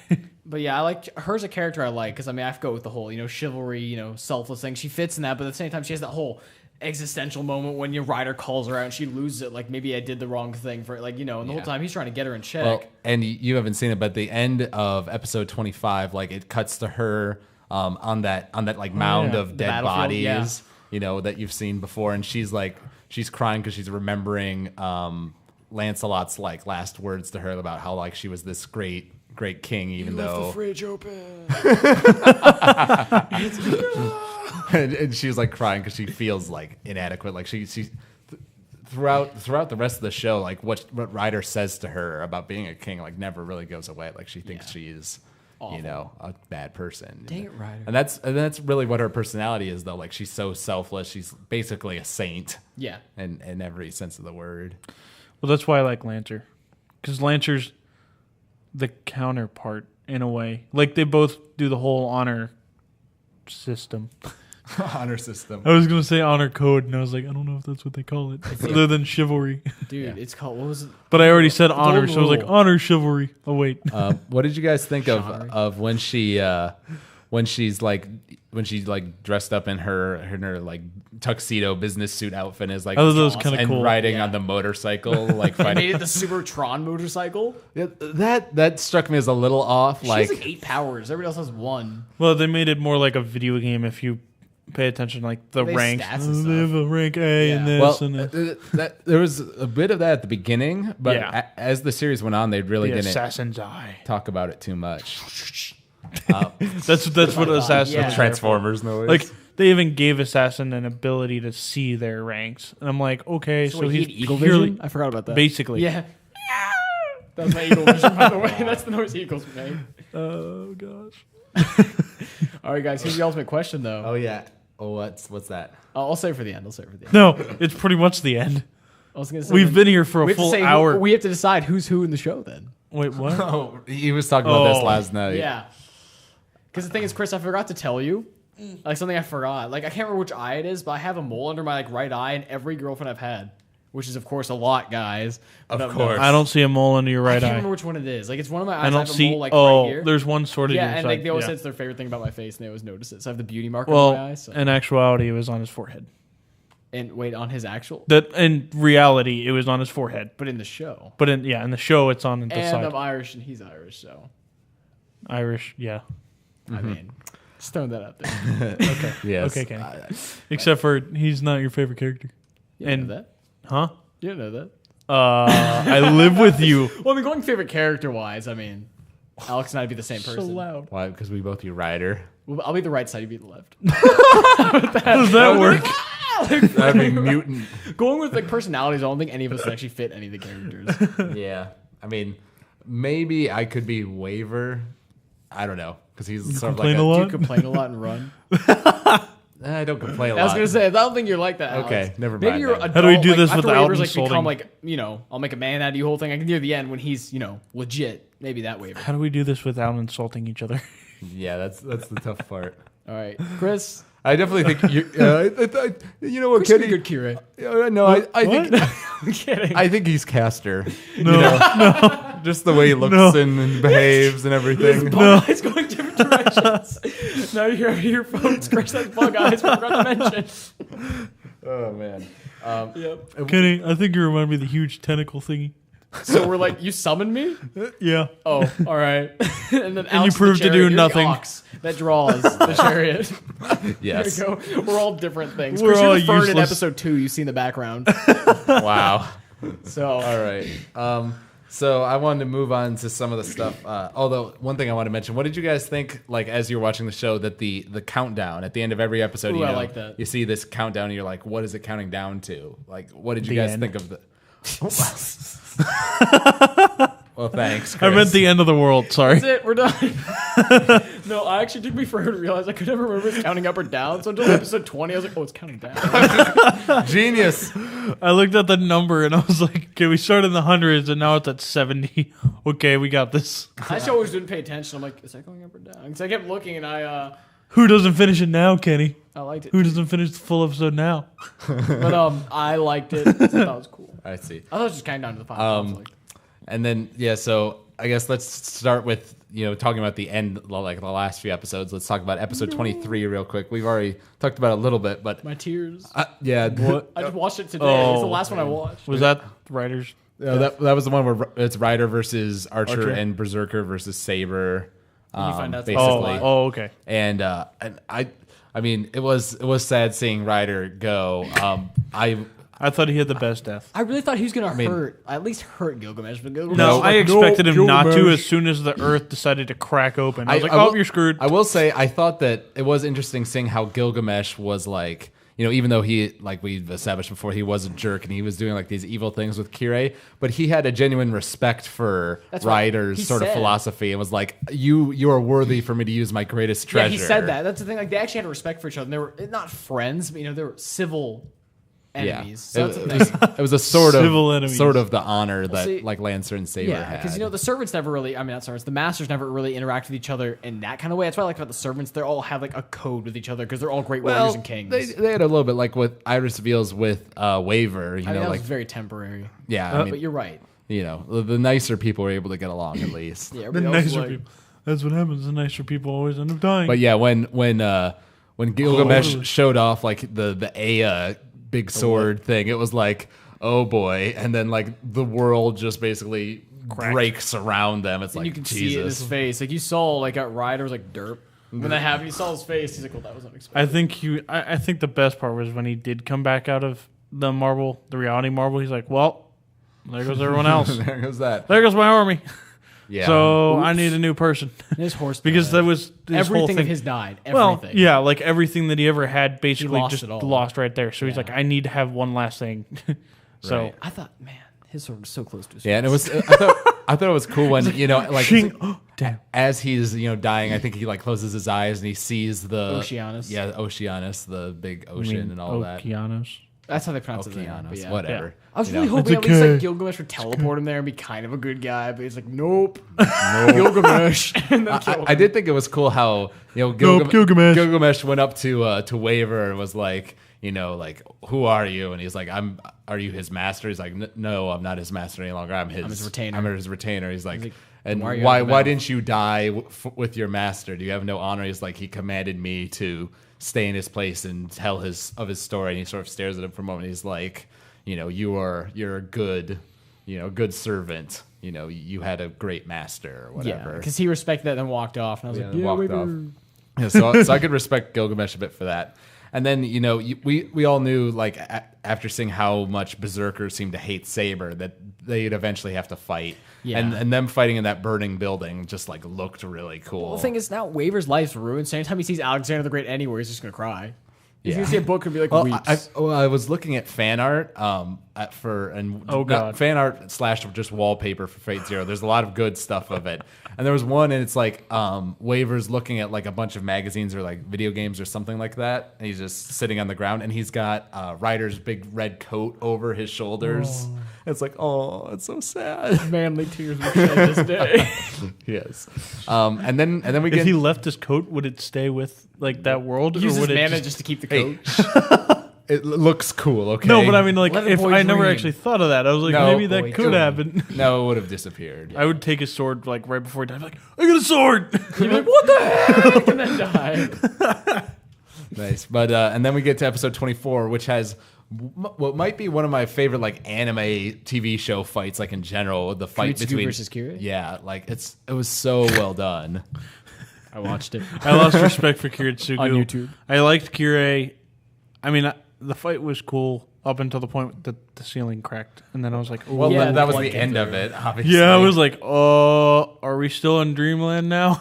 So as What's a, going on? Misguided question though, because I saw up to that. Out of Kirei and Kiritsugu, who dies in the end? well, Neither. Well, we'll get to that in a moment. I just wanted to talk a little bit more about the fight, just because like just I just loved how it was, like in a lot of anime fights, especially in like Naruto or Bleach, they'll do this sort of thing where they go, they fight a bit, and then they go back and talk, or they think in their minds like about like, oh, his defenses or his technique is like this, so I have to try this, and in Naruto especially, they just talk back and forth, and the villains are apparently just so cordial that they're like, oh yes, I'll talk with the hero for a bit. A lot of them don't, but they always say, okay, well, you get like one last thing before we do fight.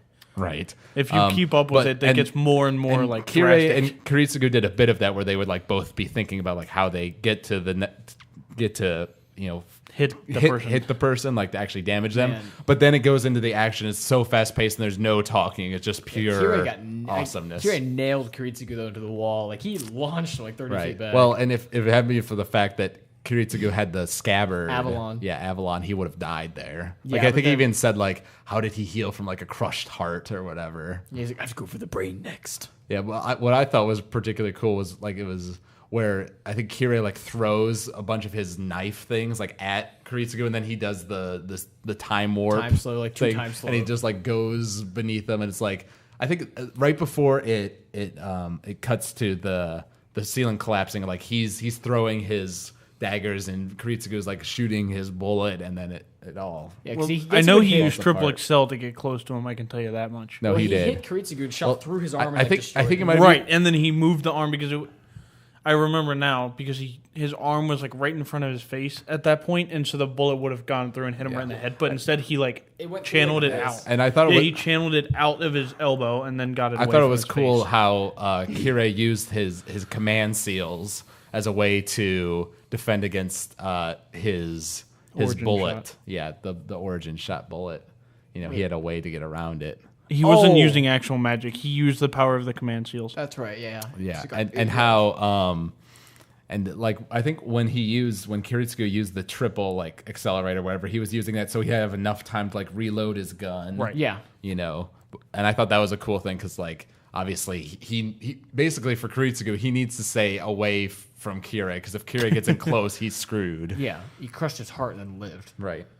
And then as we were explaining to you earlier, Kenny, like after that, the ceiling collapses in, and we go into this world inside the Grail where Kiritsugu basically has to confront his sort of philosophy and the fact that the Grail is sort of taking on this evil personality and how it won't grant his wish unless he can get what he wants and have his happy life with his family if he like sacrifices the whole world. Basically, that's what I got out of it, at least.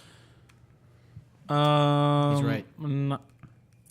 That wouldn't make sense. But how else would you take what the Grail was saying to him? Because that's basically what he said, right? Like you can be happy with these two, and the Grail's taking the form of Iris Veal and his daughter. Right. He's like you can be with them and they can be happy, But it wouldn't make sense. but in return, all the rest would die, basically. Yeah, but it wouldn't make sense based off of how he's been doing everything since Well, he was right, born. and that's why he refuses, of course, in the end. I thought the sort of idea of him, like, how it was displaying how, like, he would always sacrifice the minority. Like, basically, if he kept with that philosophy, he keeps sacrificing the minority over and over again until there's only, certain 3 amount. people left. And remember, it's like, the Grail presents him with Iris Veal and Waver, I think, like appear in front of him. He's like, if you could only kill, one of these people, who would it be? And he goes and kills Waver because he's not going to kill his wife. Right. It's just sort of showing, what he, how he operates, if you will. And then we get the cool bit at the end where he rejects the Grail and then goes up and Archer's like, he damages Saber pretty bad, like, stabbing her with the swords from his little portals or whatever. And then Kiritsugu shows up and commands Saber to use Excalibur to destroy the Grail. And oddly, he doesn't do anything. What, Kiritsugu? Archer. Oh, I did think that was a little weird. He didn't do anything up until he realized what was going on. He's like, "Oh crap!" And then I think he moves his like Gates of Babylon to face Kiritsugu, but he doesn't actually shoot any of the swords out, which I thought was a little weird. I think it was more as like a threat. But then, well, if you remember, he says at the end, "How did he know that? How did he know me so well. Kirei said that. Oh, Because Kirei was going to destroy it. was he? Yeah, Kirei's plan was to destroy the veil. Well, to break his dreams and yeah, his ideals. And Yeah, I think Archer knew that, and they both don't really care for it that much. And so Archer wasn't like, No, but- I'm not but- going to stop you No, from destroying Archer. it. Archer but- was like, "What are you doing?" And he was like mad at him. So I think Archer did care. It could have been a... I thought that Kirei didn't want to destroy the Grail necessarily. He wanted to get the Grail and wish on it to basically for the opposite of Kiritsugu's wish to happen. Yeah, just I to think, foil but then him. in actuality, like in his head, it goes into Kirei's head, and he says, "How did he know me so well without actually knowing me?" Right. Well, and the only the thing bit that meant- I skipped was when Kiritsugu and Kirei come out of like the red mud, out of the Grail, and Kiritsugu's standing there with like a gun pointed to his head, and he's talking about that, and apparently Kirei saw what Kiritsugu saw, like the same thing, and he saw Kiritsugu choose to not take the Grail, and he's like, "Why didn't you do it? If you're not going to use it, at least let me use it." And then he shoots him in the head. Yeah, because he was like, I would have done it. I would have sacrificed the world, to get what I wanted, basically. And Kiritsugu then shoots Kirei in the head, calling him like a fool or whatever. Well, then you can almost say Kiritsugu in destroying the Grail almost gets his wish in one respect because he's ending Well, conflict. and you say that because you didn't see episode 25. I know he doesn't destroy the Grail. No, Well, episode 25 because- is ultimate mayhem. Because basically what happens is the Grail, the physical Grail, like the cup, is destroyed, but then the red mud blood stuff pours out of it, and it pours over Gilgamesh, who is like lying there after being blasted by the shockwave from Excalibur's blast. He gets covered in it, and it like basically goes over like a big part of the city, and it just starts burning things. And Basically, Kiritsugu's ultimate just sort of destruction. standing there like completely dumbfounded, like, I wanted to destroy the Grail so that this evil would be gone instead. And now it's there. The thousands of people are dead because of me, basically. So then the end is him wandering around the city looking for one survivor, and he finds a little kid with red hair. Yeah, And then that's where Fate Stay Night begins. yeah, Fate Stay Night. But Archer and what's-his-face still live. Yeah, Fate Stay Night is following this red-haired kid that Kiritsugu rescued. He's like the one survivor from the fire that he found. Wow. Yeah, and it's weird how they explain it. Like apparently somehow the red muck fell on Gilgamesh and Kirei, and it gave like Kirei like a black heart or something, and like basically resurrected him. And somehow in the process, like through the connection between master and servant, Gilgamesh became flesh and blood. So he's. It's really weird. He's standing there has no by clothes. Kirei, and he's completely naked. You don't see the more private parts of his body. His but- legs are crossed. Yes, but he's like just laying there, and still so somehow he pale. came to life. And so yeah, the ending is like that whole part of it doesn't really make sense. But I went on the wiki for because apparently these are based off of novels, actually, like light novels, Japanese novels, and they're published by Type Moon, I think is like That the Type company. Moon was the company that did Yeah. Fate Zero. And there's this whole other backstory because there's like Fate Stay Night, which happens before, and then apparently there is a whole story about the third Holy Grail War, which took place before this. And you remember how when Kiritsugu's in the Grail, he keeps on saying this one name. It's like Angria Mayu or something to that effect. I guess. Yeah. And I noticed that I didn't really know what it meant. Apparently, in the previous war, there was an eighth servant who was called Angria Mayu, and he was like this person who was born to this village that had this belief that like they would randomly choose one person from the village, and that person would then be like tortured, and because they would basically say like all of the evil of the world is poured onto this one individual, and we're going to pour all of our evil and hatred onto this individual so that we will be pure, or something really weird like that. And so this person is like basically like the incarnation of all evil in the world. And somehow through the events of the last war, he became trapped inside the Grail, and he corrupted it. And that's why the Grail is evil now, basically. And it basically tells Kiritsugu to kill all the world if he wants to get his wish to have his family be happy. And I printed out some of the stuff from the wiki right here to help sort of explain what all that stuff means. It says that that this guy, the angry Amayu guy, was trapped in the wish-granting spiritual Holy Grail, and his influence was the one that tainted it. After falling during the Third Grail War, he was trapped in the Grail. Despite having been a normal, powerless being prior, the wish engraved in his soul by those who desired him to represent all the evils of the world was granted. Thus, the purpose of the Fourth War, which is Fate Zero, was simply to gather the vast amounts of mana needed to grant the wish. Because if you recall how Kirei was talking with Archer about how like all the servants, when they died, like the mana And went the into command the and the command seals went into the Grail, and like all 7 were needed to die in order for the Grail to do what it had to do. And apparently, Fate Stay Night, the sequel, takes place only 10 years later instead of it's like a 60 or 70 year cycle normally, but it only takes place 10 years later because the Fourth War was like incomplete, because only 6 of the servants died, and there wasn't really a wish. The wish wasn't fully granted. Saber dies too.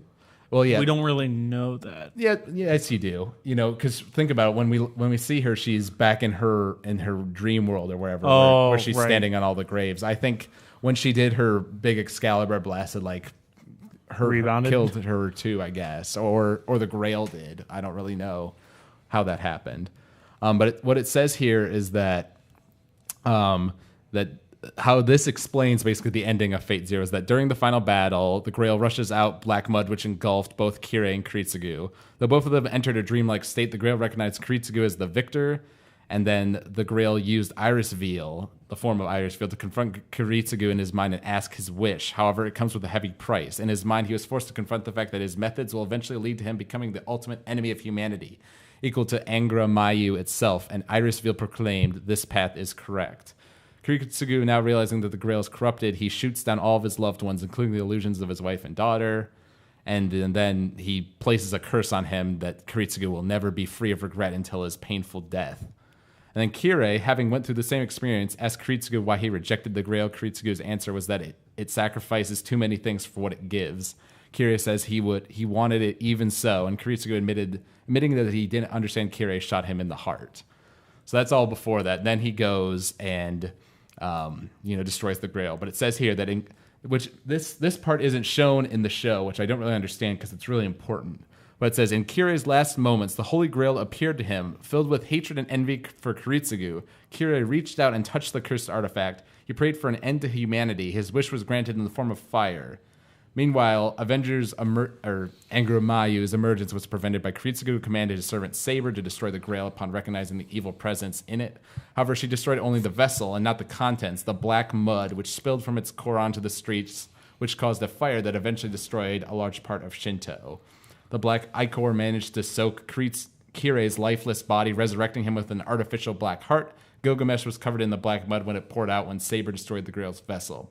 Kirei wakes up and finds Gilgamesh near him. He seems to have gained a flesh body from something that flowed from his body through the master-servant connection.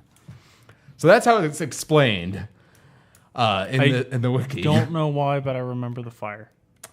Well, With Kirei, like when you said it didn't show it wasn't in the show, but for whatever reason I feel like I remember that. Well, the way I think that they can get to it is that at the end there, when Kirei's like alive and he's talking with Gilgamesh, Gilgamesh says something like, "This, what you see here, this was your wish.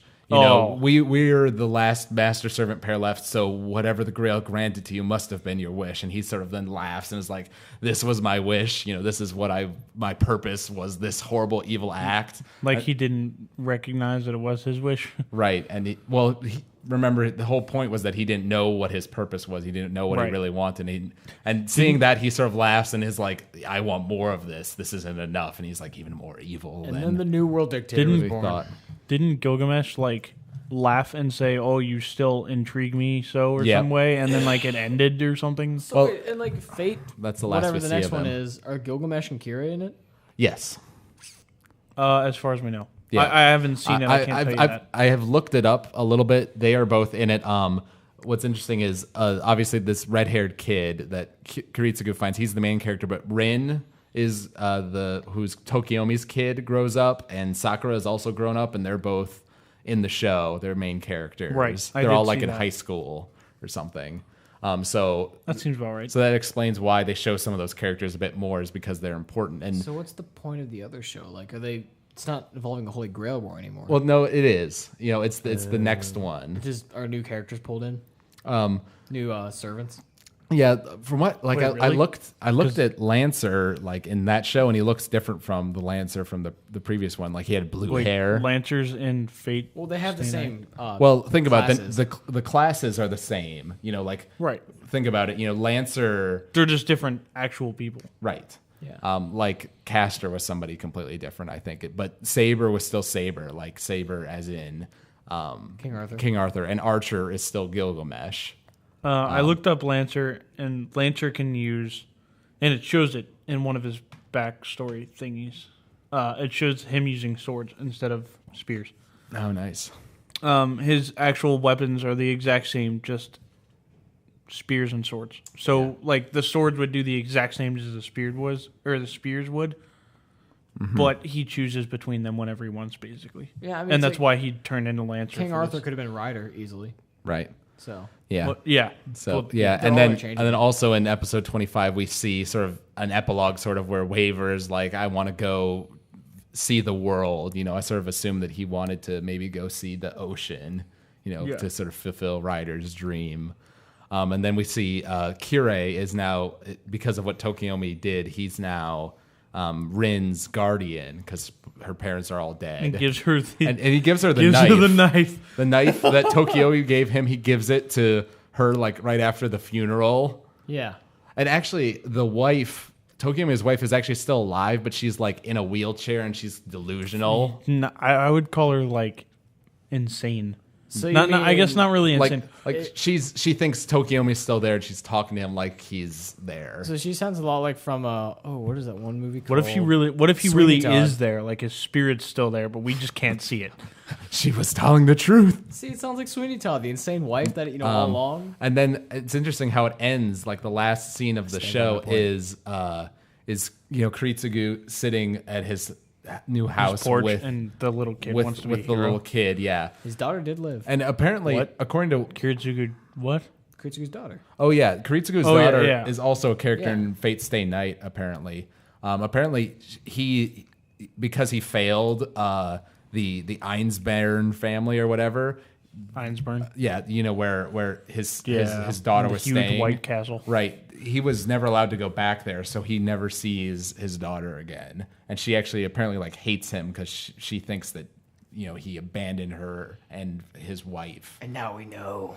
Right. But it's a conversation between the kid and Kiritsugu. And he's talking about how he sort of failed in his mission to be what he wanted to do, and the kid's like, "Well, I'll do it for you."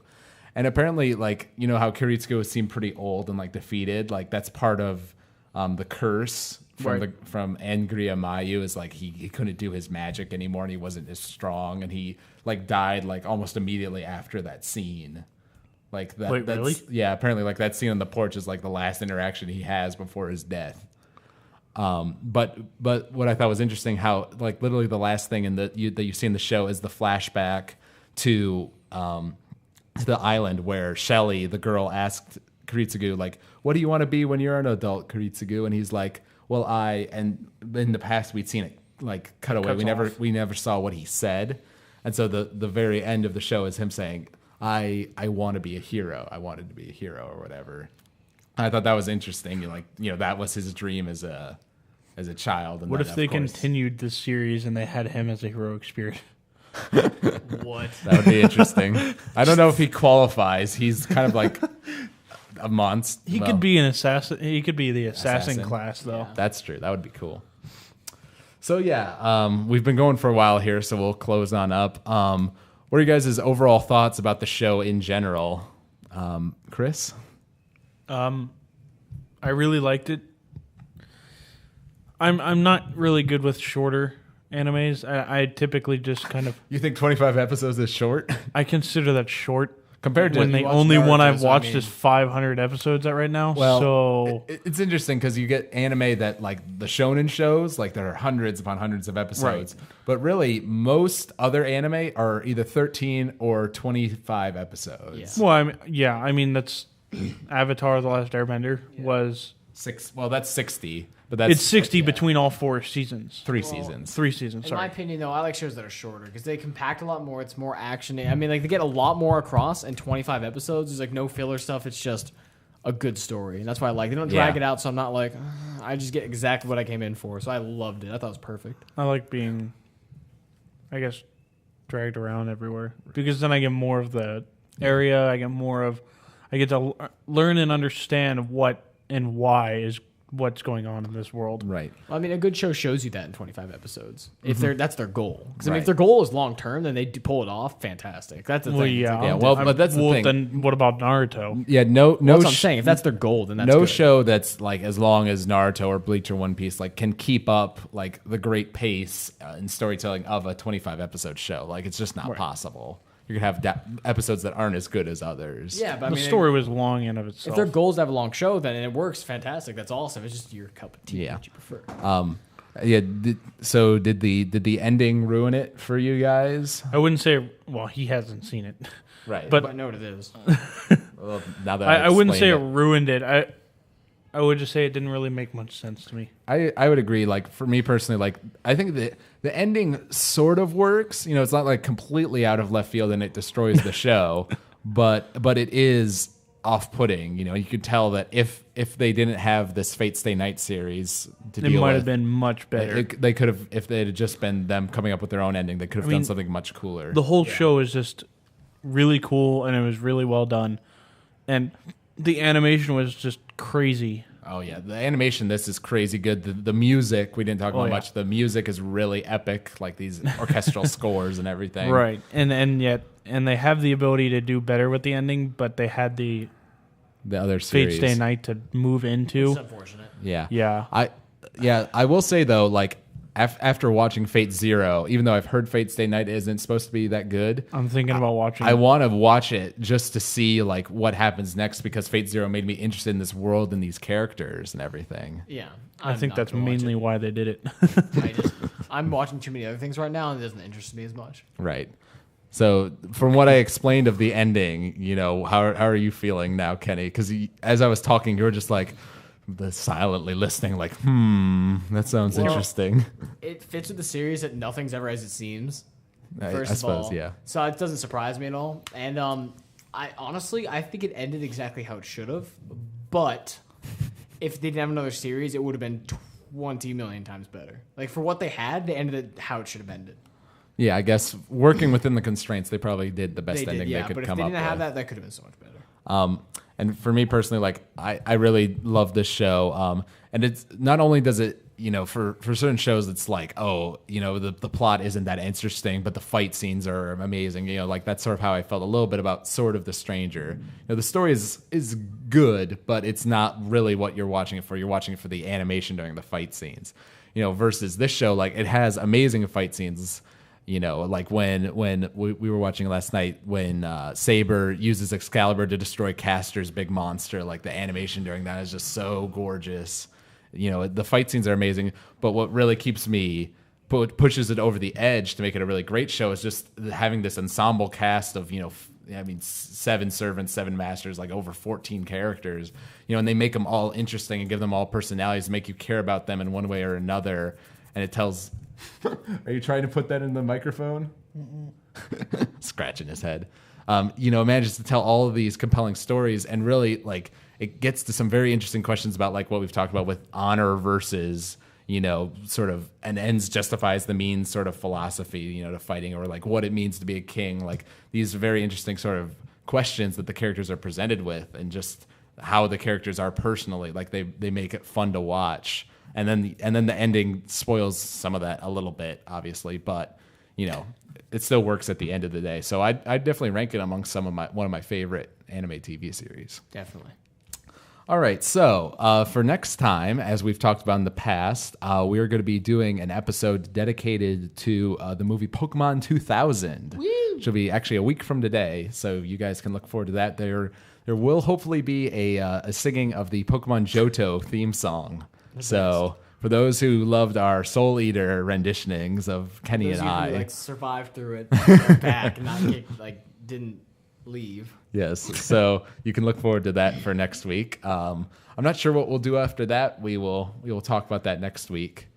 And I'm glad that you guys listened. Thank you for being on the show with me today, Kenny and Chris. You did a good job. For those of you who enjoyed listening to this podcast, you can email us at techheads@avwproductions.com. You can follow us on Twitter at techheadsou. Like us on Facebook. It's under Techheads. We are on iTunes as well. You should rate, subscribe, and review us. You know, we only have like 4 reviews, I think, and 2 of them were by me and Eric. So we could use a couple more of those. Who are the other 2? One was Eric's friend, and then one was, I don't know who it was. He gave us 3 stars, so we don't like him too much. Yeah, he's a jerk. But so yeah, help us out on iTunes there, guys. So thank you guys very much for listening to this episode of Shredded Cels. This is episode 16 on Fate Zero. We will see you guys in a week when we talk about Pokemon. Woo! Baba-boosh. Ufotable desu. This product is copyright AVW Productions 2020.